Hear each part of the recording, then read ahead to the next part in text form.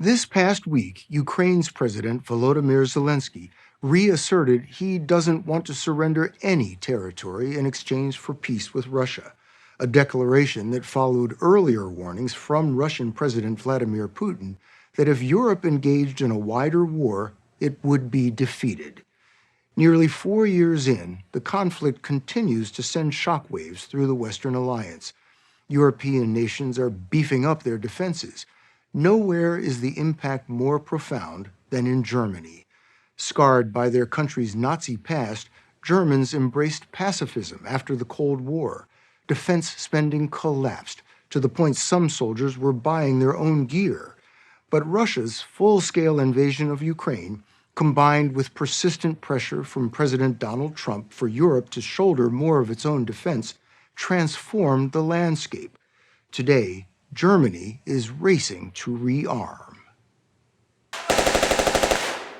This past month, we were invited by the Bundeswehr, the German military, to observe basic training at the Münster Army Base in northwest Germany. A squad of recruits ran punishing drills, honing the skills they would need to defend their position against an enemy assault. The major in charge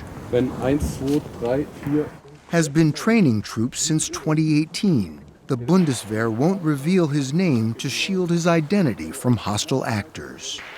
So have you seen a difference in the recruits of today versus years past? Yes, I think there's a huge difference. They know what they're here for, and it's getting more clear to them that everything we are training here for could be one day real. We don't hope that, but we're preparing exactly for that. Because of the war in Ukraine? Yes, of course, yeah. The war in Ukraine has shaken Germany's sense of security. But the country is also shaking off the shadows of its brutal military past.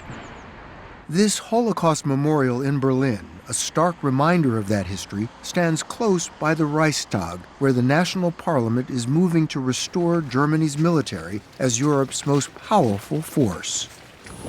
Defense Minister Boris Pistorius has overseen a 23% uptick in enlistments over last year. How is the war in Ukraine changing Germany's view of its own security? I grew up in the Cold War, and since February 2022, we all experience in Germany and in Europe that the war is back. We never expected that, and we were so hopeful that it would never happen again. But it does, and we have to do everything to be able to deter and defend. Pistorius was appointed defense minister in 2023, almost a year after Russia's large-scale assault on Ukraine.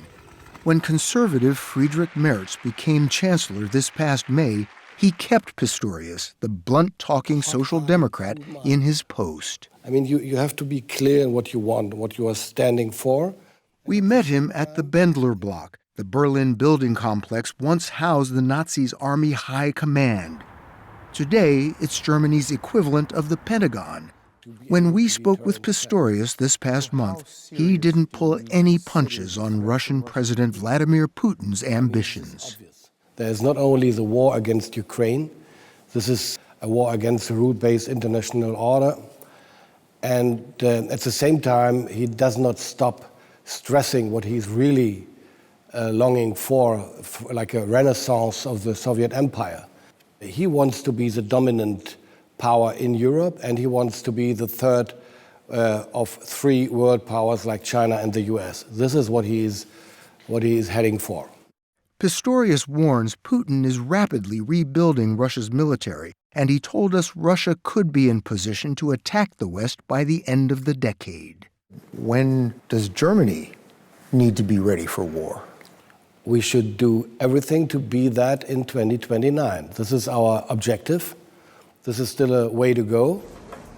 3 days after Russia's 2022 invasion of Ukraine, then-Chancellor Olaf Scholz told the Bundestag, Germany's parliament, the incursion marked a Zeitenwende, a turning point for Europe. he announced a special 100 billion euro fund to kickstart Germany's military buildup. 3 years later, in the run-up to his election as chancellor, Friedrich Merz said he was troubled as well by President Trump's threats to pull back from NATO. My absolute priority will be to strengthen Europe as quickly as possible so that, step by step, we can really achieve independence from the USA. You're gambling with World War III. After this contentious Oval Office meeting with President Zelensky this past February, Friedrich Merz posted, "We must never confuse aggressor and victim in this terrible war." And he pushed Parliament to exempt defense spending from Germany's debt brake, the constitutionally mandated spending cap. The money started flowing. The defense budget is projected to rise almost 80% by 2029. How big should the German military be? Germany is the third biggest economy in the world, and the biggest one in Europe, of course. So everybody in Europe expects us to be the strongest ally in NATO in Europe. With the surge of federal funding, the long moribund German defense industry is springing back to life. The drones are the future of warfare. We met Sven Kruk in Berlin. He is co-CEO of drone manufacturer Quantum Systems. The company, with factories in Germany and Ukraine, just landed a 25 million euro contract with the Bundeswehr to produce up to 750 intelligence, surveillance, and reconnaissance drones, ISR for short. We have now more than 1,500 at the battlefront, day by day in use. 1,500 Drones in use in Ukraine, day by day, night by night.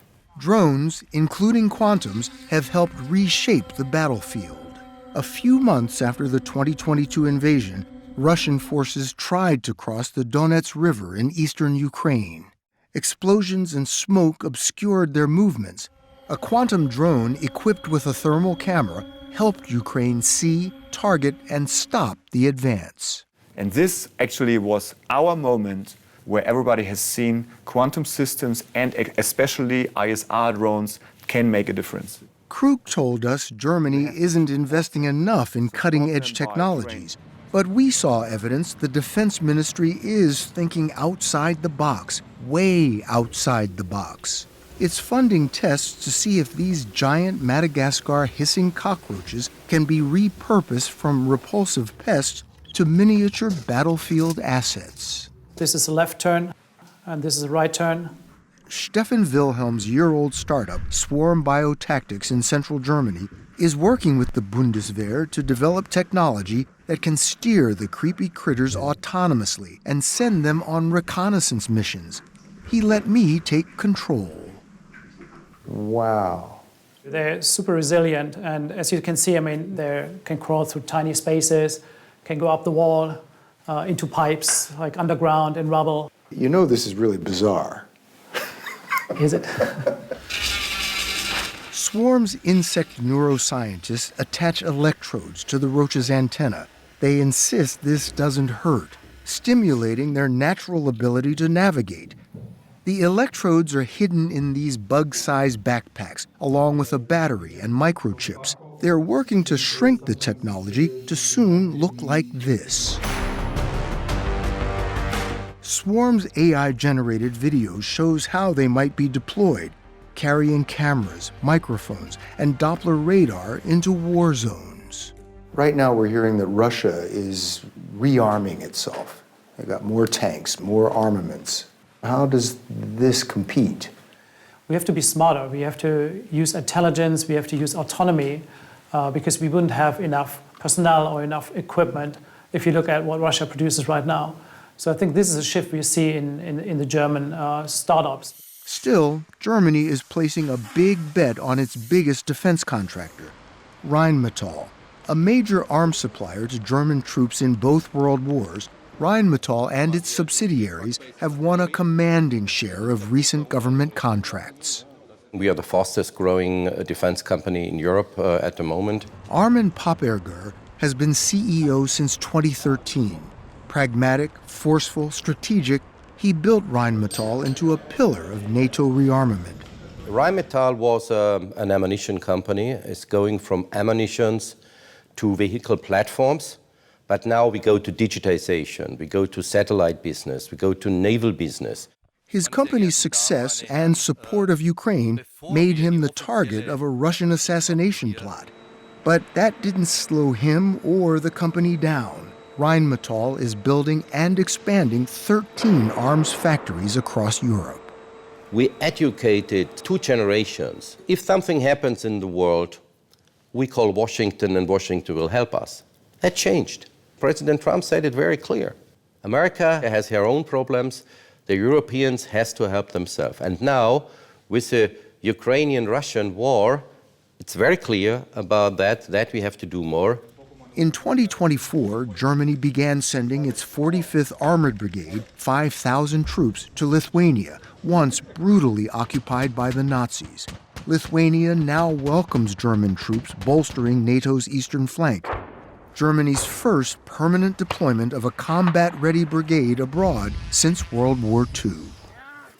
Despite the uptick in enlistments, the Bundeswehr faces a manpower challenge. It wants to add about 75,000 active-duty troops to its all-volunteer force by 2035. History weighs on recruitment. The issue still sparks protests.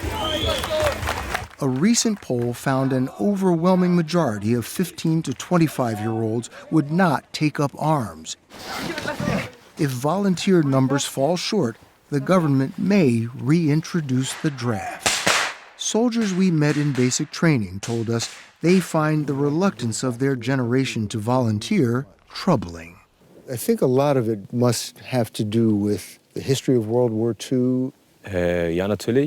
Yes, of course. Private Lasse told us he's proud to serve. Nobody wants to go to war. But if it happens, you have to be there to defend your country. The week before we spoke to Defense Minister Boris Pistorius, he presided over a public swearing-in of new recruits in Berlin.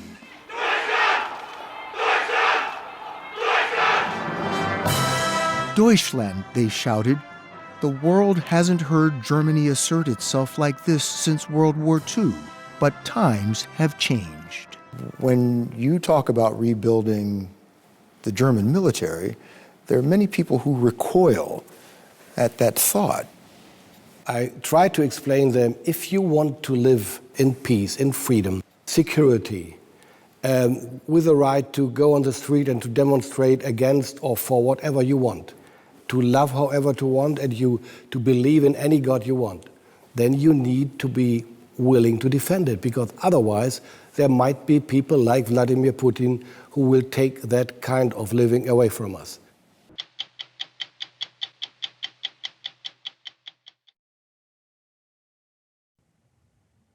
With a landmass 3 times that of Texas, but with a population, just 57,000, able to fit comfortably inside an NFL stadium, Greenland has long been a forgotten outpost. No more. The world's largest island is suddenly the belle of the geopolitical ball, with outsized consequences. President Trump offered to buy the territory from the Danish government that controls it. When his overtures were dismissed as absurd, Trump doubled down and now declines to rule out force, also vowing to acquire Greenland, quote, one way or the other. It makes for strange and scary times for the predominantly indigenous Inuit population. We bundled up and then trundled up to tour a bitingly cold place in what is suddenly a hot neighborhood. Who knows for how much longer, but for now, Greenland truly might be the last frontier. All snow-dusted mountains and icebergs, blazing blue and sometimes the size of cruise ships that come lazing down the fjords. Greenland has been part of the Danish kingdom for 300 years, though the capital Nuuk sits closer to New York than it does to Copenhagen, and the towns and villages cling only to the coastline, with no roads connecting them.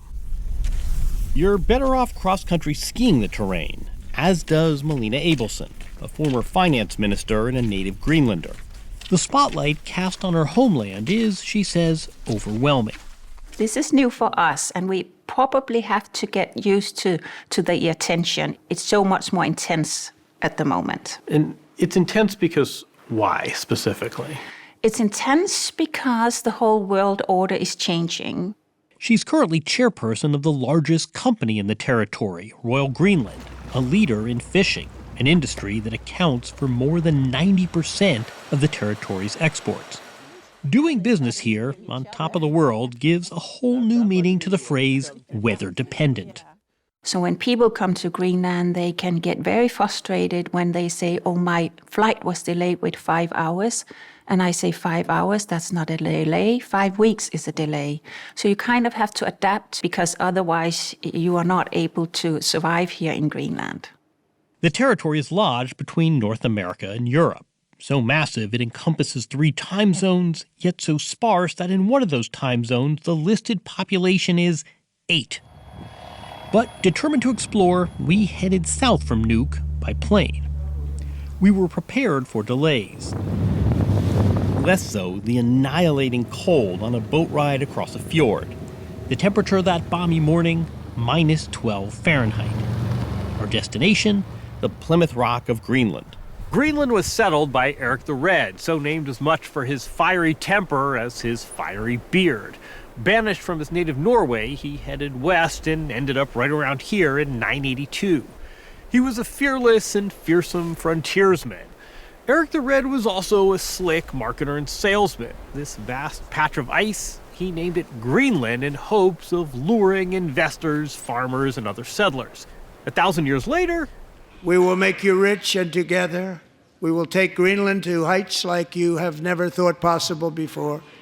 A different kind of sales pitch, this to a joint session of Congress last month. And I also have a message tonight for the incredible people of Greenland.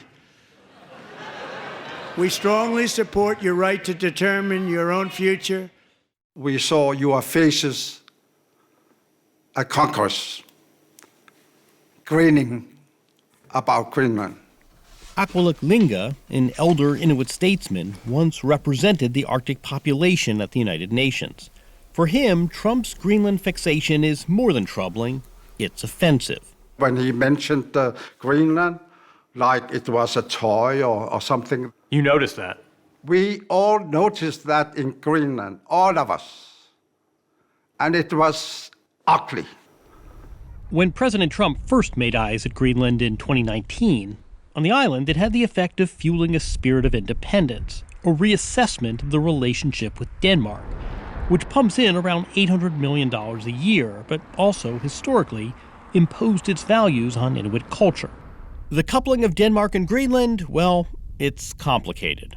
It's like a forced marriage, if you can say so. At least it was from the Greenlandic side, because we have never been asked if we want to be part of the Danish kingdom. Then we have a lover coming into the relationship, and that lover is pointing at one and saying, oh, I really, really like your wife there. And that's when you saw that there was whole dynamic change between Denmark and Greenland. Should we keep going with that analogy? Are you attracted to the lover?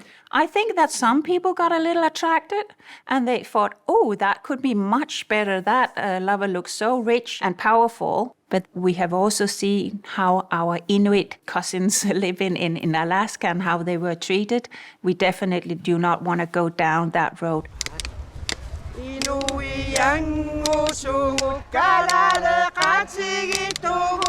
In the city, such as it is, of Nuuk, population 20,000, locals turned out last month for a demonstration, a remarkable show of unity for a country so spread out and, historically, so measured. The rally included newly elected Prime Minister Jens Frederik Nielsen. And it's all clear that we stand together.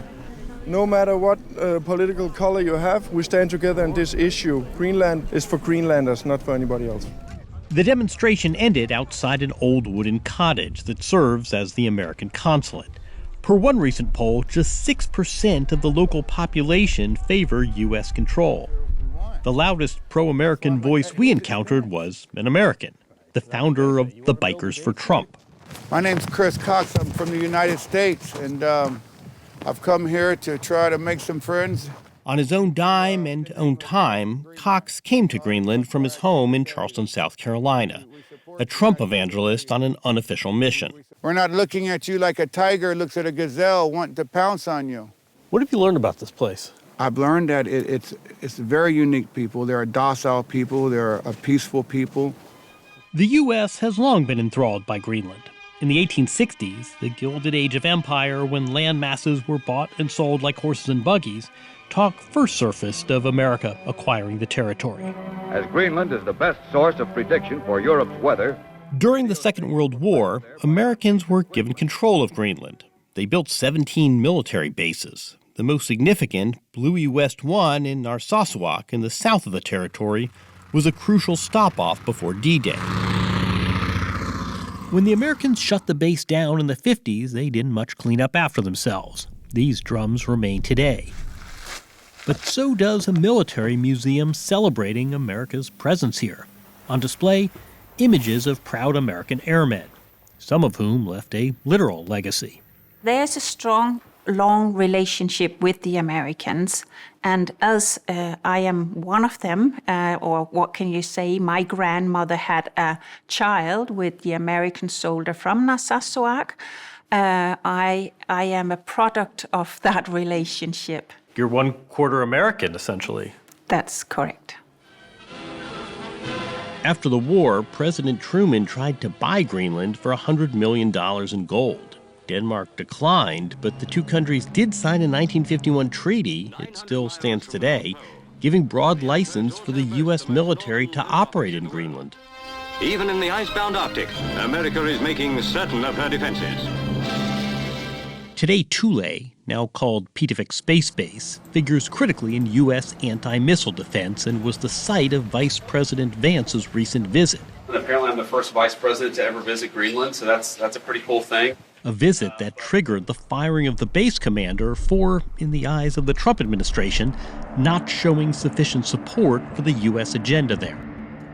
The administration maintains that acquiring Greenland is essential for world security. As ice caps melt and the Arctic trade routes and new sea lanes become more important, U.S. control would thwart Russia and China's access. Trump has derided Denmark for not being up to the job.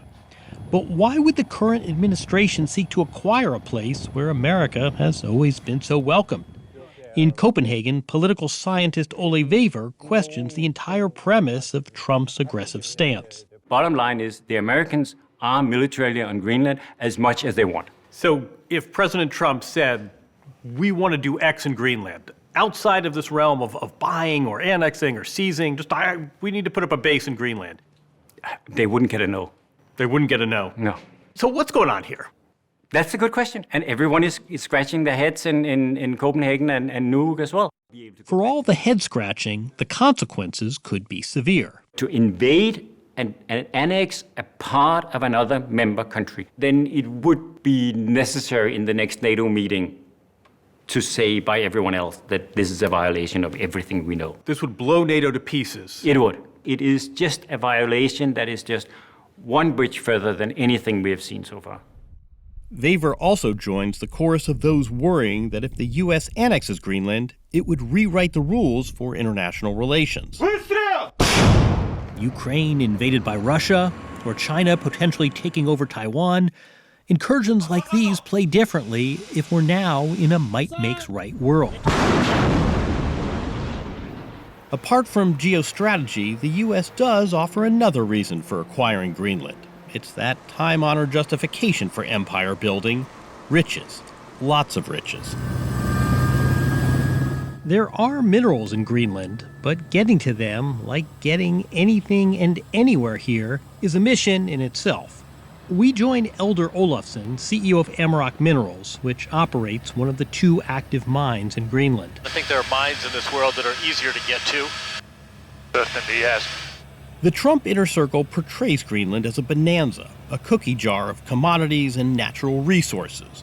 Gold, zinc, copper, and rare earth minerals seen as essential for the future world economy. We noticed this mine, which was still in production then.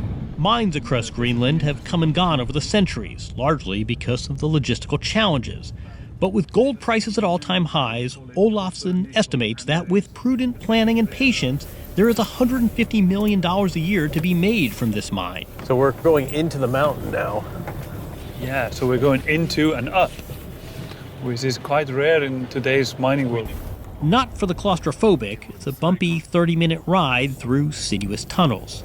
You just haphazardly picked up the shard, but I can see with the naked eye, you can see all the gold there. Yes. How much gold is in this gold belt? We can't say for certain because we would have to drill it all out. This is completely untested. So dozens of millions of ounces potential for sure. Millions of ounces of gold here in Greenland potentially. Yeah.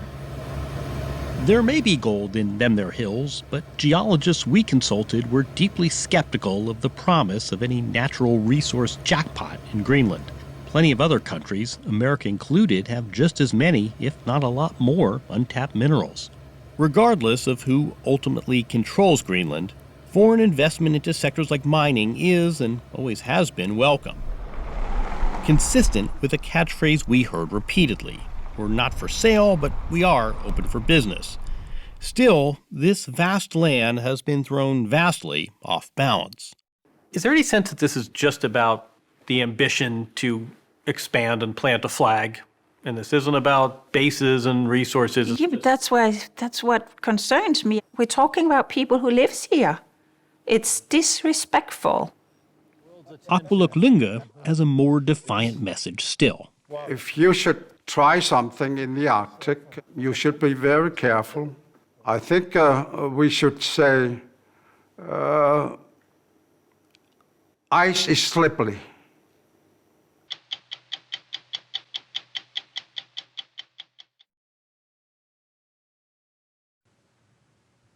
"71-year-old Vladimir Putin has now led Russia for 24 years.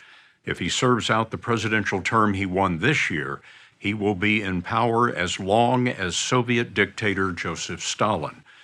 Putin's challengers often meet untimely ends, one after an explosion on a plane, and Alexei Navalny, Putin's leading rival who died in February in an Arctic prison camp. Putin has also killed nearly all internal opposition to his unprovoked war in Ukraine. And yet, many courageous Russians continue the struggle outside the country. As we first reported in March, we met some of them in a city that you might think of as the capital of free Russia. It's 500 miles west of Moscow, the city of Vilnius in Lithuania, where there's no love lost for Russia. Lithuania is a democracy of about 3 million people and a NATO ally. Vilnius, the capital, is clothed in the colors of Ukraine. The city changed the Russian embassy's address to Heroes of Ukraine Street, and Putin is reminded the International Court in The Hague is waiting with his arrest warrant. Since Putin's 2022 invasion, Lithuania has welcomed more than 2,500 Russian exiles. It is our policy to provide shelter to all freedom fighters. Mantas Adomaitis served as Lithuania's deputy foreign minister from 2020 until last August. I haven't seen so many Ukrainian flags since I was in Kyiv. Why do your people feel so strongly about this? Our freedom, our independence, our sort of security is being defended in the battlefields in Ukraine. Ukrainians are dying so that we can be safe. There are many more Russian dissidents who would like to come to Lithuania. Can you accept any more? Yes, I think we can accept. Of course, we will accommodate as many as needed and to provide them with possibility to work for the freedom and democracy in Russia. One of the Russian exiles in Lithuania working for freedom and democracy is a crusading mom. 2 years ago, Anastasia Shevchenko fled Putin's regime. This is a terrorist regime. They are threatening other countries with oil, gas, nuclear weapon, and grain. They're threatening us with our children, with our parents, with our lives, and so on. More than anything, It was her daughter, Alina, severely disabled at birth, that made Shevchenko an activist against Putin. Back then, the family was in southern Russia, and Alina was in a Russian government nursing home. Alina could not speak, could not communicate? No. She was like 1 week child, like a baby. She was 17, but even, to feed her, it was a whole science because she needed blended food. You need to hold her in a special position. Shevchenko cared for Alina much of the time because the Russian nursing facility was short on staff and supplies. I was struggling to get medication for my daughter, begging in the pharmacy. She needed it. It was very important for her health. They said, no, we just don't have it because the ministry forgot to order it this month and you need to wait. I decided I'm not going to keep silence anymore. I'm going to stand out and to speak out. She spoke out through a Russian democracy group called Open Russia.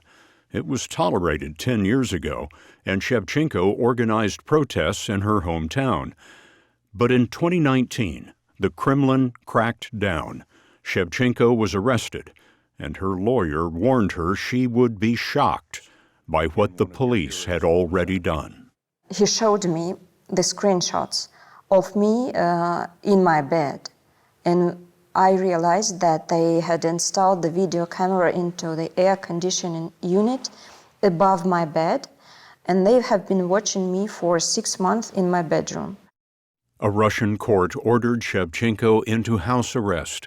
She couldn't visit or care for Alina. It wasn't long before her daughter developed pneumonia.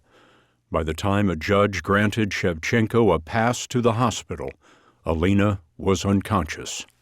I spent maybe 10 minutes holding her hand because that's what I do when my children are ill. When you hold their hand, they feel better. But this time, she was cold. She didn't feel me. And she died in an hour. In 2021, Shevchenko was given a 4-year suspended sentence. But when Putin invaded Ukraine the next year, she decided to flee Russia. From her southern city, she took her 2 surviving children on an 1,100-mile drive. A U.S.-based democracy group arranged Lithuanian visas. What does this tell us about Russia today? It's enough to write something on social media, just one sentence, and you can be imprisoned for years. They are listening to your phone calls, they're watching you in your bedroom, they're controlling you. Breaking that control is why Sergei Davidis also left Russia for Lithuania in 2022. You would be in a Russian prison just for doing this interview. Oh, for sure. For sure. In Moscow, Davidis helped lead one of Russia's largest human rights groups, called Memorial. It won the Nobel Peace Prize 2 years ago, but now it's banned. He told us, almost every day, there are more and more arrests. We hear news about new political arrests. And apart from the legal side of it, more often than before, there's violence and torture. Davidis heads Memorial's project to support political prisoners. He told us he has confirmed 680 in prison today, but he believes the actual number is multiples of that. Since 2022, Russians can be sentenced to 15 years just for criticizing the war on the street or in the media. One of the consequences of the war, he says, was a complete wipeout of independent mass media, a prohibition of any opinion that's not under control of the government. Independent newsrooms in Russia have been forced to close. Government-controlled newscasts report only the absurd lie that the war is self-defense against Nazis. This host says, "We are on the side of good against the forces of absolute evil embodied by the Ukrainian Nazi battalions." People are scared, so they feel lonely. They feel terribly lonely. Tatiana Fagenhauer and Alexander Polushev were talk radio hosts on a prominent Moscow station. They were allowed to speak their minds until the day Putin launched his war. It was my morning show. I said, it's 6:30. Good morning. War began. War began, and within 2 weeks, their station was forced to close. Now, Polushev and Fagenhauer are in Vilnius, streaming daily into Russia on YouTube. Putin silenced Facebook, X, and Instagram, but YouTube may be too popular for the Kremlin to block so far. This is the only chance to talk about the war honestly, because the propaganda tries to create this feeling that you are completely alone if you are against the war. Why does this mean so much to you? Really, I would hate myself if I am silent or pretending that everything is okay. If Russian radio and TV stations are allowed only Kremlin talking points, we saw a Lithuanian station telling the truth, not on a channel, but on platform number 5 to a captive Russian audience. Because part of Russia, Kaliningrad on the left, is separate, like Alaska from the lower 48, the Moscow-Kaliningrad train must travel through Lithuania. The cars are sealed for the transit, but at a stop in Vilnius, Russian passengers were confronted by posters of atrocities. Each read, "Putin is killing civilians in Ukraine. Do you agree with this?" The gallery testified as the train waited half an hour.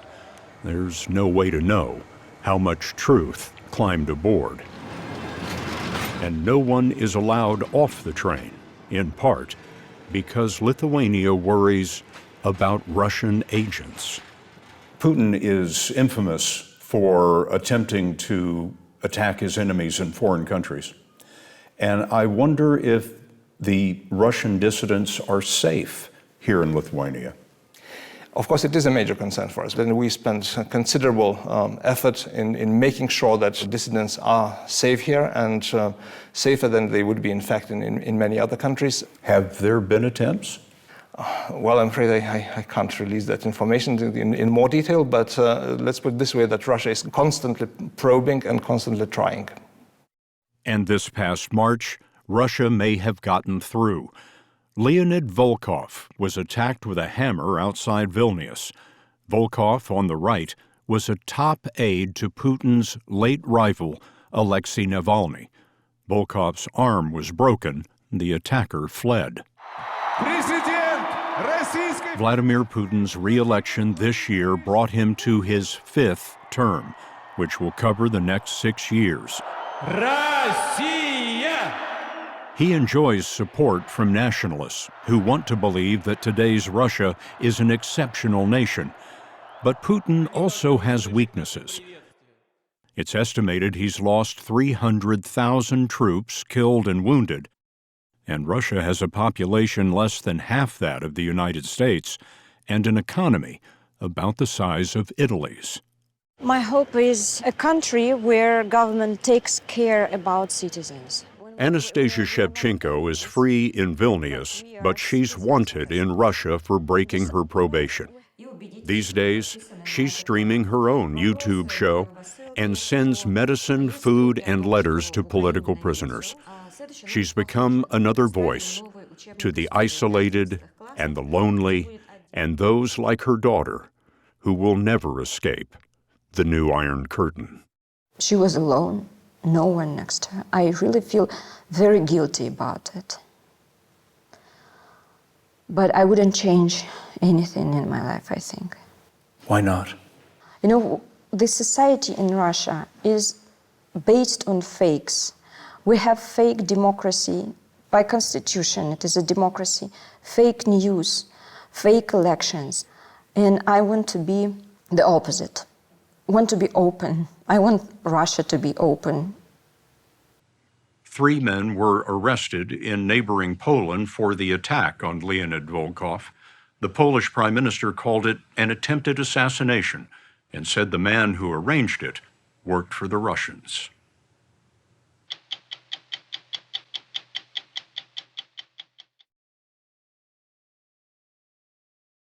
NATO, which just marked its 70th anniversary, is widely considered the gold standard of military alliances, binding countries on both sides of the Atlantic in common cause against Russian aggression. But President Trump complains that other members of the alliance don't pay their fair share of what it costs to defend Europe against the intimidation tactics of Vladimir Putin. The president has told aides he doesn't see the point of the alliance and has even mentioned withdrawing from NATO. Despite those misgivings, the U.S. and its NATO allies have been steadily increasing the frequency and size of their military exercises. Last fall, NATO held the largest one yet in Norway, one of the countries President Trump has singled out for failing to spend enough on defense. You might not think of Norway, which has a tiny military, as a vital NATO ally. But we found a country that is on the front lines with Russia and serves as NATO's eyes and ears in the high north. Norway's F-16s are on 15-minute alert 24/7. Every time Russian military aircraft are detected, these pilots scramble to intercept them. Videos they bring back show nuclear-capable Russian bombers as they fly up and down the Norwegian coast. Most of the encounters are routine. But sometimes, says Lieutenant General Rune Jakobsen, Norway's Joint Force commander, they're anything but. What we have seen lately is aggressive flying and simulated attacks against Norwegian exercises. Simulated attacks? Yeah. How do you know it's a simulated attack? An airman knows what an attack looks like. So they go to the point at which they would release their weapons? Exactly. Jakobsen tracked those simulated attacks from his command center buried deep inside a mountain. After the Cold War ended, a nuclear-proof bunker seemed positively old-fashioned, until lately when Russia became more threatening. This is an illustration of a Russian attack formation, simulated attack, that was flown in May 2017, not far north of this position. And the red dot is the target? The red dot is the target. That doesn't look like the act of a friendly country. No, that's not something you should do to your neighbor. Norway shares a 120-mile border with its neighbor Russia. It is some of the most remote, rugged, and beautiful landscape in all of Europe. Captain Karina Vinterdal guards the northern sector with 120 soldiers. They are along the border all the time, 24/7. I have people along the border. So I have 4 observation posts that are manned at all time throughout the whole year. Are your soldiers armed? Yeah. Do they ever have to use their weapons?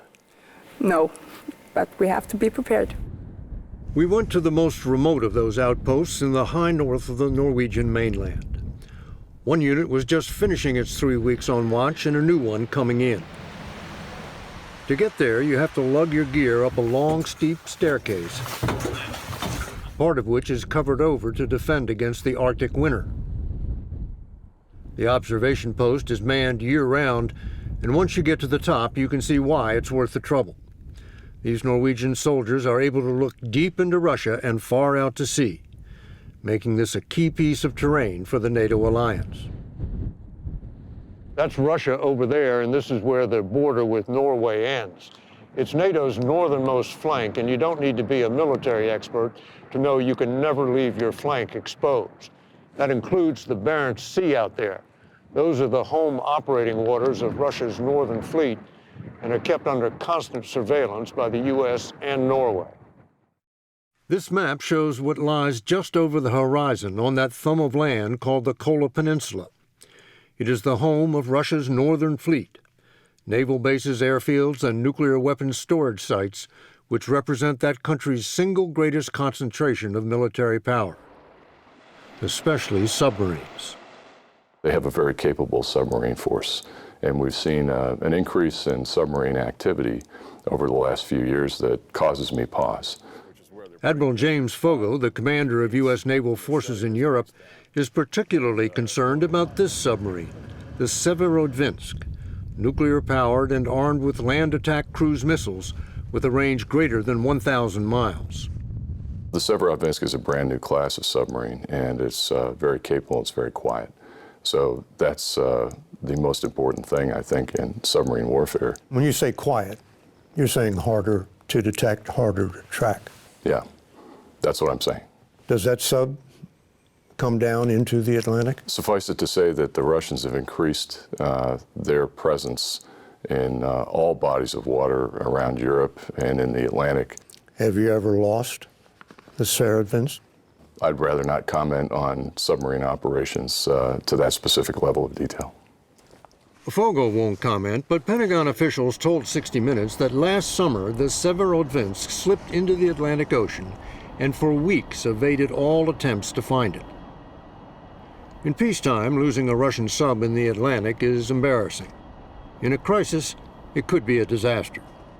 Think about the global infrastructure that rests on the bottom of the ocean. You're talking about the undersea cables. That's correct. Those fiber optic cables carry 99.4% of the data exchanged over the internet by the U.S. and its allies and trading partners. Depending on your point of view, they are either the backbone or the Achilles heel of the world economy. Have Russian submarines gotten close to those undersea cables? I'm not at liberty to talk about any of that. That's because tracking Russian submarines is a top-secret, day-in, day-out game of hide and seek. But the Norwegian military allowed 60 Minutes aboard one of its maritime patrol planes to see what sub-hunting looks like. The pilot, co-pilot, and engineer are up front, while the crew in the back scans the Norwegian Sea with radar and high-powered cameras. Flying at less than 300 feet, they can clearly make out anything on the surface, including passing cargo ships. For what's under the water, they drop patterns of sonobuoys which send out sound waves that will bounce off a submerged submarine. Major Leif Outerholm, the plane's tactical coordinator, has been flying these missions since the 1980s. And it is very important to collect on remote locations. How big an area is it that you have to cover? The area operation for this kind of aircraft is 6 times larger than the area of land in Norway, so it's quite big. So how frequently do you encounter the Russians out here? We counter them regularly when we go further east. Further east lies the headquarters of the Northern Fleet, and Norwegian patrol planes frequently spot Russian submarines while they're still on the surface. But the most valuable intelligence is collected by a ship, one you've never heard of. There it is, down there in the harbor, the crown jewel of Norway's fleet. That's Norway's newest spy ship, the Marjata. It's at sea nearly 300 days a year monitoring the Northern Fleet, but just happened to be in port the day we arrived here in Kirkenes, the town closest to the Russian border. The Marjata flies the Norwegian flag, but much of its eavesdropping equipment comes from the U.S. Its mission is to collect intelligence on the operations of Russia's Northern Fleet, which Lieutenant General Jakobsen says is arming itself with a new generation of precision-guided weapons and testing them in the waters off Norway. Are you able to monitor those? Yeah, because most of the testing of new equipment is done up north of the Kola Peninsula, and we are present there every day with our maritime patrol aircrafts and our vessels at sea. That daily haul of intelligence, all of which is directly relayed to the U.S. and NATO, didn't stop President Trump from sending this letter of complaint. Norway, he wrote, is the only NATO ally sharing a border with Russia that lacks a credible plan to spend 2% of its gross domestic product on defense. Well, I think that he has a fair point in pointing out that we need to step up. Ina Eriksen Søreide is Norway's foreign minister, the first woman to hold the job. So these are all your predecessors? They are. And they're all men. And they're all men. You're the first woman. Yeah. Before that, she was defense minister. In 2014, when all the members of NATO pledged to increase their military spending to 2% of their GDP. So have you met that pledge? No, we haven't met it yet, but we are moving in the right direction, and we are doing a lot of big investments. The biggest of those investments is the American-made F-35, a stealth fighter designed to evade state-of-the-art air defenses. It will dramatically increase operational capabilities, both in the high north and beyond. Norway is buying 52 of them at a cost of $89 million each. It's a very expensive airplane. Well, and it also functions well, and it has capabilities that we need. Our F-16 has served us well, but they are starting to get old. Those F-16s are going on 40 years old and were never designed to be stealthy. Until they are replaced by the F-35, Lieutenant General Jacobsen told us, Norway's Air Force will be no match for Russia's modern air defenses. Meaning, today, if we had a conflict, we would not be able to fly in the northernmost part of Norway. So your Air Force today couldn't operate in the very high north? No, not in a serious crisis.